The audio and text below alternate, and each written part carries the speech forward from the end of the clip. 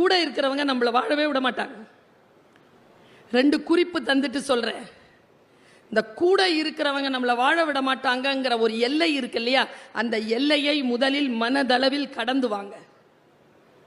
இன்றைய நாள் நான் நன்றாக இருக்க வேண்டும் என்றால் என் உடன் இருக்கின்றவர்கள் என்னுடைய சக்தி நிலையை கீழே தள்ளினாலும் நான் கீழே விழமாட்டேன் என்று எழுந்து நிற்கக்கூடிய அந்த ஆற்றலை பெற வேண்டும் என்றால் வீட்டில் போய் ஒரு பயிற்சி பண்ணுங்க.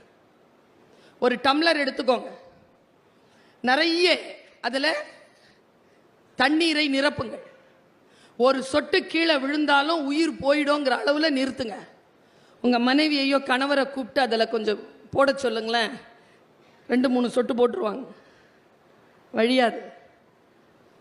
வீட்டில் பையன் யாராவது இருந்தால் கீழே கொட்டக்கூடாது, பார்த்து ஏதாவது சொட்டு போட முடியுமான்னு பாருன்னா அவனும் பில்லரில் போட்டுருவான். அப்புறம் ஒரு மோதிரம் கழட்டி போடுங்க, தண்ணி வழியாது. 4-5 பின்னு போடுங்க, தண்ணி வழியாது.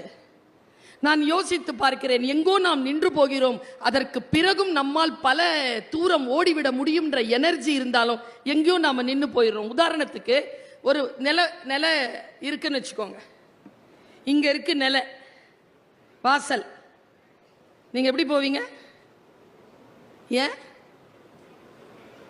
ஏன் அதான் இங்கே இருக்குது,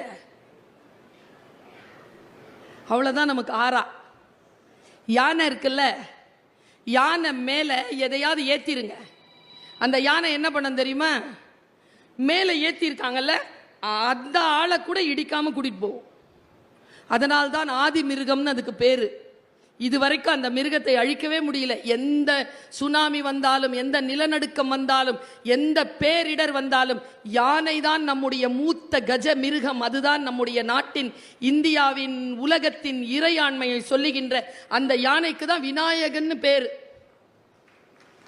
நாயகன்னா தனக்கு ஒரு தலைவன் இல்லாதவன். என்ன அர்த்தம்? அந்த ஆறா அப்படி வச்சிருக்கிறது. அந்த புரிந்துணர்வை அப்படி வைத்திருப்பது நாம் வைத்திருக்கிறோமா? நான் இன்னைக்கு ஒரு சூட்சுமமான ஒரு விஷயத்தை சொல்லி கொடுத்து விட்டு போகிறேன்.